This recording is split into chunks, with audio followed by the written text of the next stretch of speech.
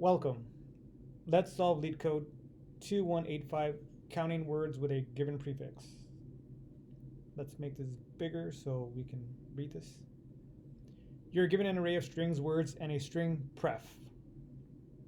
Return the number of strings in words that contain pref as a prefix. A prefix of a string S is any leading contiguous substring of S.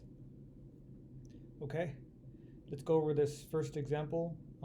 So they give us a list of words, and the prefix they give us is at or at.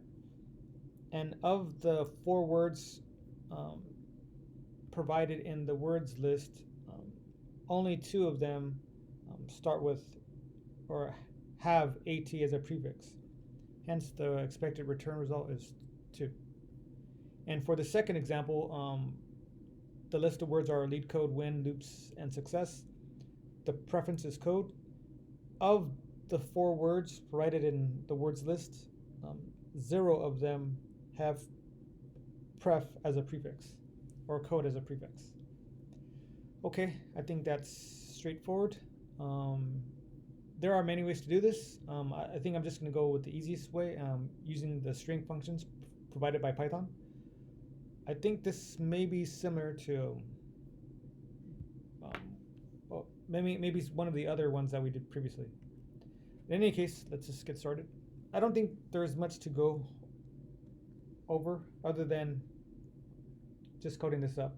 So what we'll want to do is we will want to loop through the words. So we'll say, okay, for word in words, I'm just going to call it words, and we'll use the method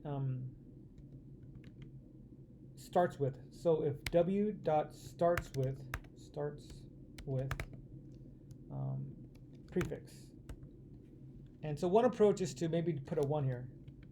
And so if w starts with prefix, then we'll add a 1 here. And we can do this, something like return, and we can add all of these up. And essentially, we'd be taking account. So this is one approach, and I think this will work. Let's just try submitting it, or locally at least. And I think this is perfectly fine, but I think I can try a little bit smoother even. What if we did something like, now this returns a Boolean, true or false. Now, what we can do also is, let me just show you something here. If I said print the sum of false, true, false, let me make this a list. Maybe even one more. I wonder if I can do that. So if you notice, I've written 2 trues and 1 false, and maybe let's put 1 more true. So the way Python works is that it sees these trues as a 1 and the false as zeros. So let's run it. I want to demonstrate how we can use this to maybe make our current approach even sweeter. So notice we get 3 here. Notice we get 3 because there's 3 trues. So in essence, we can probably forego the 1 here. So let's just maybe replace that with this. So let's go maybe like this. Move this over here. Remove this if. So now essentially what we'll have is this would look something like this. It would have a true or false, and the way we'll let sum figure out how to count them. So let's just run it like this. I think this is a little bit more concise. Okay, and let's submit it.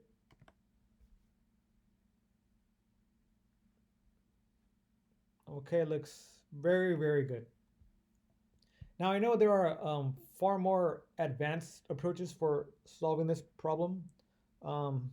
If you'd like to see the more difficult ones, the one I'm thinking of is the usage of a try. I don't think it's necessary here.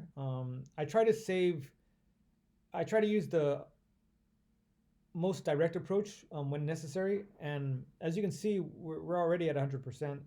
We could use a try. I just think it would be unnecessary in this particular situation. There will be other problems at some point that will require a try, and at that point we will definitely implement and utilize a try. But in this case, this is more than adequate, and I'm quite satisfied with this approach. Okay, if you found this video helpful or educational or beneficial, please consider liking or subscribing. Other than that, have a wonderful day. Take care of yourself. Cheers.